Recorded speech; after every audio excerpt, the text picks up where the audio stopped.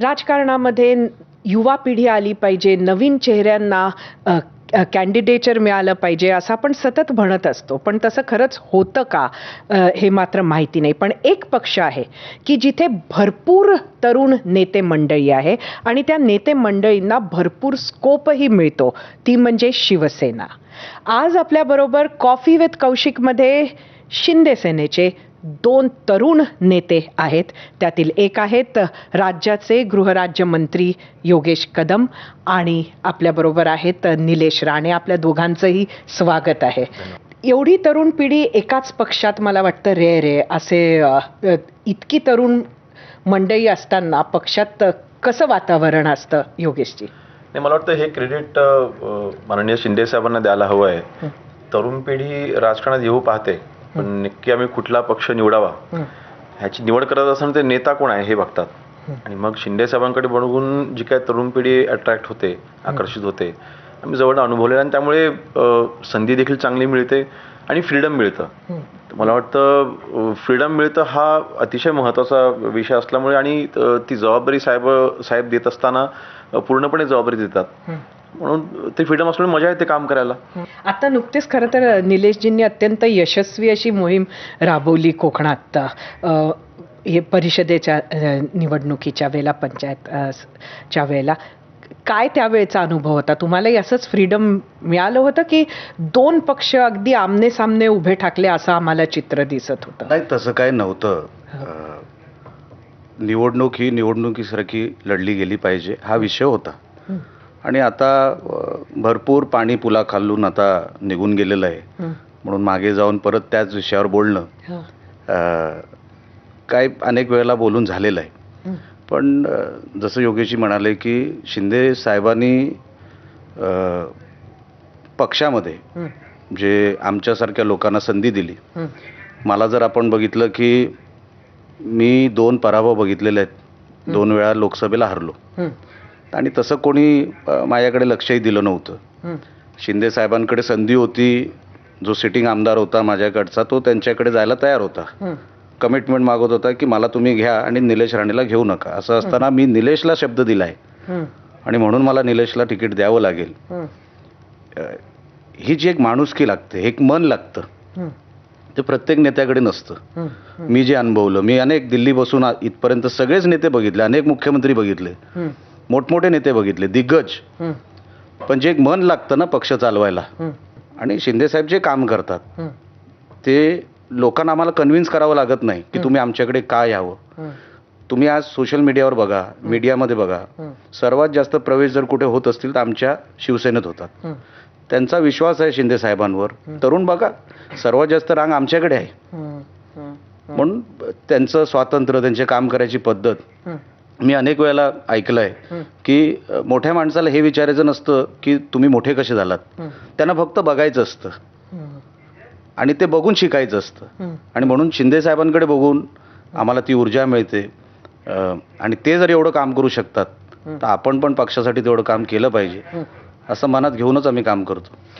योगेशजी, काय आता महापालिकेची निवडणूक आहे, तुम्ही सकाळपासून संध्याकाळीपर्यंत अगदी बिझी असता असं कळतं. काय नक्की जबाबदारी आहे सध्या तुमच्याकडे? आम्ही सध्या तसं दुपारपासून पहाटेपर्यंत बिझी असतो. परंतु वातावरण हे प्रचंड पॉझिटिव्ह आहे. मी कालचं रात्रीचं उदाहरण देईन, आपण चर्चा करत असताना देखील त्याचं उदाहरण दिलं. 89 वॉर्ड आमचा राजू नाईक म्हणून अतिशय एक साधा कार्यकर्ता आमचा तिथं उमेदवार आहे, शाखा प्रमुख होता आणि साहेबांनी त्याला तिकीट दिलंय. रात्री 12:30 पावणे 1 वाजता तिथल्या शाखेला साहेब व्हिजिट द्यायला तिथे गेले होते. मी साहेबांसोबत होतो. 12:30 पावणे 1 वाजता 750 ते 800 महिला तिथे रस्त्यावर साहेबांची वाट पाहत होत्या. आणि त्यांचा उत्साह आणि त्यांचं जे काही साहेबांच्या प्रती असलेलं अट्रॅक्शन आम्ही पाहिलं. आम्ही अनेक वर्ष राजकारणामध्ये आहोत, गर्दी जमते, परंतु जे काही हावभाव पाहायला मिळतात साहेबांच्या बाबतीत, शिंदे साहेबांच्या बाबतीत, ते आम्ही कुठेच अनुभवायला मिळत नाही, आजपर्यंत आम्ही कधी पाहिले नाहीत. म्हणून मुंबईमध्ये 100% बदल होणार. आणि ही सगळी मराठी माणसं होती, कोणी अमराठी नव्हते, काही असतीलच, परंतु सगळी मराठी माणसं तिथे होती. कलानगरचा एरिया, कुर्ला असेल, घाटकोपर असेल, हा संपूर्ण मराठी पट्टा आहे. इथला संपूर्ण मराठी जर का रस्त्यावरती 12:30 1 वाजता शिंदे साहेबांची वाट पाहत थांबू शकतो. 100% मुंबईमधल्या जनतेने ठरवलेलं आहे आम्हाला कोणाला मतदान करायचंय. पण एक असं सतत म्हटलं जातं की फक्त नेते मंडळी जी आहेत ते शिंदेबरोबर गेले, जो शिवसैनिक आहे तो मात्र उद्धव ठाकरेंबरोबरच आहे. नाही बघा, मागच्या ज्या निवडणुका पाहिल्या, आता पण थोडं खरं कसं आहे, मुंबई हे कोकणाचं प्रतिबिंब आहे असं म्हणलं तर चुकीचं ठरणार नाही. आता कोकणाच्या ज्या निवडणुका झाल्या, आपण जर का मागच्या आपण 2-2.5 दोघंही वर्ष मला पाहिल्या, वाटतं कोकणाच्याच दोघे background कोकणातले मध्ये. हा, आहोत आणि कोकणाच्या स्थानिक स्वराज्य संस्थांच्या निवडणुका ज्या पाहिल्या तर म्हणजे प्रचंड मोठा प्रभाव हा मुंबईकरांचा असतो. कोकणावरती आजही मोठा प्रभाव हा मुंबईकरांचा आहे. सगळ्या निवडणुका आम्ही जिंकल्या ना. सगळे नगराध्यक्ष शिवसेनेच्या आणि युतीच्या आले निवडून, रायगड, रत्नागिरी, सिंधुदुर्ग, आणि त्याचा 100% परिणाम हा मुंबईच्या निवडणुकीवरती देखील होणार. सुरुवातीच्या काळात असं झालं होतं, जेव्हा आम्ही शिंदे साहेबांसोबत गेलो, आमच्यापैकी काही शिवसैनिकांनी आम्हाला असं सांगितलं नाही, आम्ही उद्धव ठाकरे आम्ही सोडू शकत नाही, दापोलीत आम्ही तुम्हाला साथ देऊ पण आम्ही तुम्हाला मुंबईत साथ देणार नाही, असं सुरुवातीला झालं.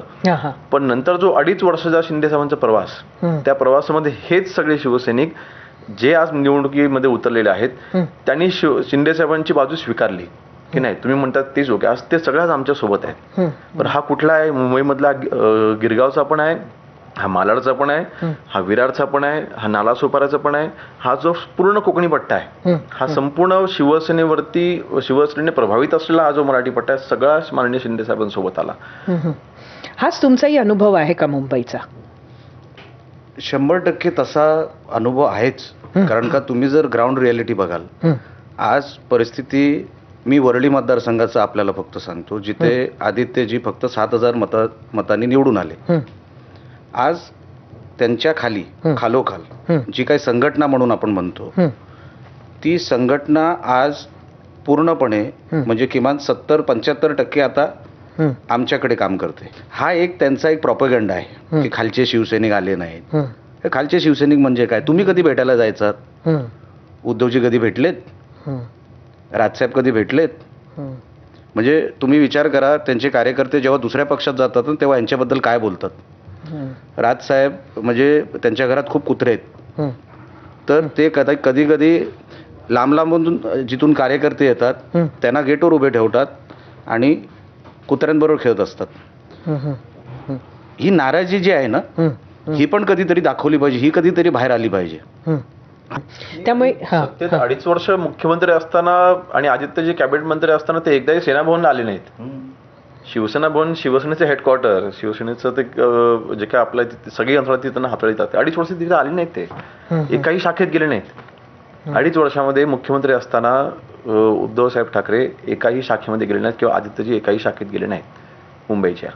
आपण मला वाटतं बरंच काम आदित्य ठाकरेंबरोबर केलंय. म्हणजे आता आपण यंग ब्रिगेड बद्दल बोलतोय म्हणून तिथे आदित्य ठाकरे